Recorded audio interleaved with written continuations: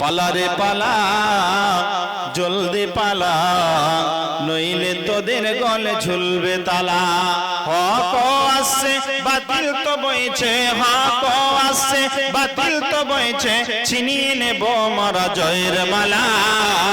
পালারে পালা জলদি পালা, নইলে তোদের গলে ঝুলবে তালা।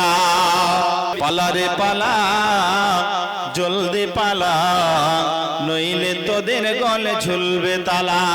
হক আসছে বাতিল তো বইছে, হক আসছে বাতিল তো বইছে, ছিনিয়ে নেব মারা জয়ের মালা। পালারে পালা জলদি পালা, নইলে তোদের গলে ঝুলবে তালা। পানি নিয়ে আসেন ভাই, একটু পানির দরকার আমার। কমিটির ছেলেরা কেউ নেই নাকি? আচ্ছা আচ্ছা আচ্ছা, জাযাকাল্লাহ। একবার জোরে তাকবীর দিয়ে বলি নারে তাকবীর, আর জোরে নারে তাকবীর। এই যে পিছনে আমার সামনাসামনি যে মানুষগুলো আছেন, এই মানুষগুলোকে বলছি আপনারা প্রথম তাকবীর দেবেন। প্রথম তাকবীর আপনাদের হবে, রাজি আছেন? কথা বলেন, রাজি আছেন তো ইনশাআল্লাহ? প্রথম তাকবীর আপনারা দেবেন, আমার সোজাসুজি আছেন। দ্বিতীয় তাকবীর ডান সাইডটা হবে, আগে আপনারা দেন।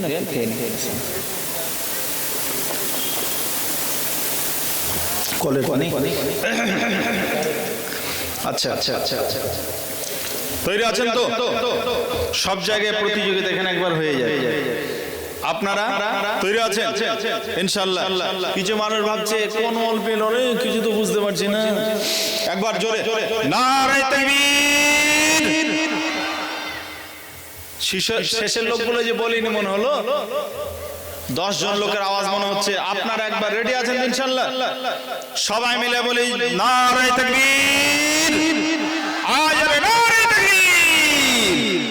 জি ভাই, বলছিলাম যে কথা আপনাদের সামনে আমি যে পয়েন্ট নিয়ে আলোচনা করছিলাম, আমাদের মহাব্বত উচিত ছিল তিনের দিকে, কিন্তু আমাদের তিনের দিকে মহাব্বত নেই, 8-এর দিকে মহাব্বত আমাদের বেশি।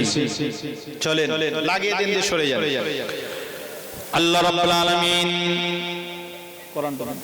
আল্লাহ রাব্বুল আলামিন তার গোলামদের মাঝে এই জিনিসটা দান করেছেন। আল্লাহ রাব্বুল আলামিন কোরআন কারীম, এই যে কোরআনটা আপনি দেখতে পাচ্ছেন, এটার নাম কি জোরে বলেন? এটার নাম হলো কোরআন। কোরআনে যতগুলো অক্ষর আছে, যতগুলো শব্দ আছে, সব শব্দ বাক্য যত কোরআনে আছে, যত অক্ষর আছে, সবগুলো কার কথা জোরে বলেন? আল্লাহ রাব্বুল আলামিন সূরা ফাতিহা থেকে শুরু করে সূরা নাস পর্যন্ত যত শব্দ দিয়েছেন, যত সূরা দিয়েছেন, 114টি সূরা আছে। 114টি সূরাই হলো আল্লাহর কাজ। আল্লাহ রাব্বুল আলামিন বলছেন, এই সূরাগুলোর মধ্যে আমি মাওলানা মুখতার যদি সূরা ফাতিহাটা পড়ি, তাহলে আমি পাঠ করব কার কথা? এটাকে কোরআনটাকে বলা হয়েছে কালামুল্লাহ। কালাম মানে কথা, আল্লাহ মানে আল্লাহ। এগুলো পাঠ যদি আমি করি, তাহলে কার কথা আমি উচ্চারণ করব, কার কথা পাঠ করব? জোরে বলে আল্লাহ।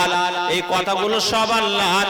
আপনি যদি পড়েন অন্য একটা সূরা ইয়াসিন, যদি আপনি পড়েন, মাওলানা যদি সূরা মুলক পড়ে, এটা মাওলানার কথা হবে না। আমি পাঠ করলে আমার কথা হবে না, আপনি পাঠ করবেন আপনার কথা হবে না। যেই পাঠ করুক না কেন, কথাগুলো আল্লাহর উচ্চারণ করবে। ঠিক একইভাবে পরোক্ষভাবে দেখতে পাবেন, মুয়াজ্জিন যে আযানটা দেয়, এই আযানটা কিন্তু মুয়াজ্জিনের নিজের নয়, এগুলো সব কিন্তু আল্লাহর কথা। আমি আপনাদের সামনে বলছিলাম, আল্লাহ রাব্বুল আলামিন তার উম্মত, এই মুহাম্মাদি উম্মতকে আল্লাহ তাআলা একটা নিয়ামত অতিরিক্ত দিয়েছেন, যেটা অন্য কোন নবীকে আল্লাহ তাআলা দেননি। ওটা কি না, ওটা হলো সূরাতুল ফাতিহা। সূরা ফাতিহা নবী মুহাম্মদ সাল্লাল্লাহু আলাইহি ওয়াসাল্লামের আগে যত নবী এসেছিলেন, কোন নবীকে আল্লাহ তাআলা এই সূরা ফাতিহা দেননি। শুধুমাত্র নবী মুহাম্মদ সাল্লাল্লাহু আলাইহি ওয়াসাল্লামকে আল্লাহ তাআলা দুটি জিনিস অতিরিক্ত দিয়েছেন, স্পেশালি দিয়েছেন।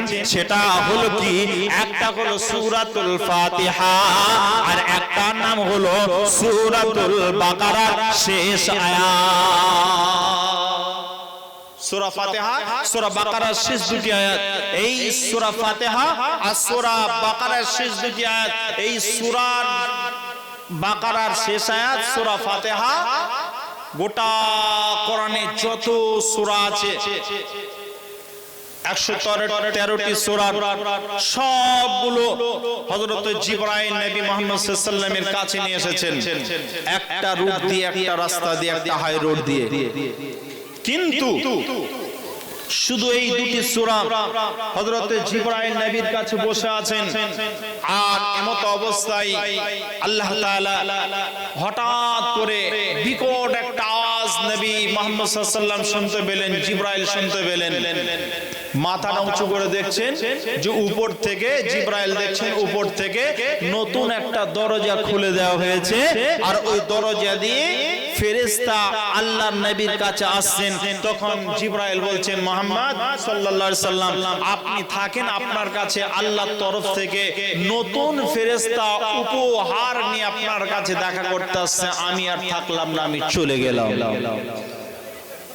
ওই উপহারটা কি ছিল? ওই উপহার দুটি অন্য কিছুই ছিল না, তার মধ্যে একটা উপহার ছিল সূরাতুল ফাতিহা। কি সূরা? উপহার দুটির মধ্যে একটার নাম হলো সূরাতুল ফাতিহা। কি সূরা, কি উপহার ছিল ওটা জোরে বলেন। উপহারটা কি? সূরাতুল ফাতিহা। ওই সূরা ফাতিহাতে আমি পাঠ করি, আপনি পাঠ করেন, ইমাম সাহেব পাঠ করেন, আপনি ফরজ নামাজ পড়ছেন, আপনি সুন্নত পড়ছেন, আপনি নফল পড়ছেন, ওয়াজিব পড়ছেন, যাই পড়েন না কেন, আপনি যতবার পাঠ করবেন ততবার সালাম ফিরানোর পর আপনি যখন দাঁড়াবেন তখন আল্লাহু আকবার বলে গোটা পৃথিবী সবার সঙ্গে কানেক্ট আপনার কেটে যাবে, আর কানেকশন হয়ে যাবে কার সঙ্গে? না আল্লাহর সঙ্গে কানেকশন হয়ে যাবে। এই কানেকশন ঘটানোর পর সোজাসুজি আল্লাহর সঙ্গে কানেক্ট যখন হয়ে যাবে তখন আপনি পড়বেন ইয়্যাকা না'বুদু ওয়া ইয়্যাকা নাস্তাঈন, আল্লাহ তোমার ইবাদত করি আর তোমার কাছে সাহায্য চাই। সূরা ফাতিহাতে পড়ি কি পড়ি না? কথা বলেন, পড়ি কি পড়ি না? জোরে বলেন, পড়ি না পড়ি না? পড়ি। আমি আপনি এত সাহায্য চাচ্ছি, তারপরে আমাদের উপরে এত নির্যাতন কেন গো? নির্যাতন কেন? একটা উদাহরণ শুনেন। উদাহরণটা হলো এই, খুব ভালো করে মন দিয়ে শুনেন। আপনি যখন আপনার ঐতিহ্য ধরে রাখবেন না, তখন আপনাকে আর কেউ মান দেবে না। কথা ঠিক না ভুল? একজন শিকারী, তিনি শিকার করতে গেছেন। শিকার করতে গিয়ে সারাদিন ঘুরে ঘুরে ঘুরে ঘুরে ক্লান্ত হয়ে গেছেন।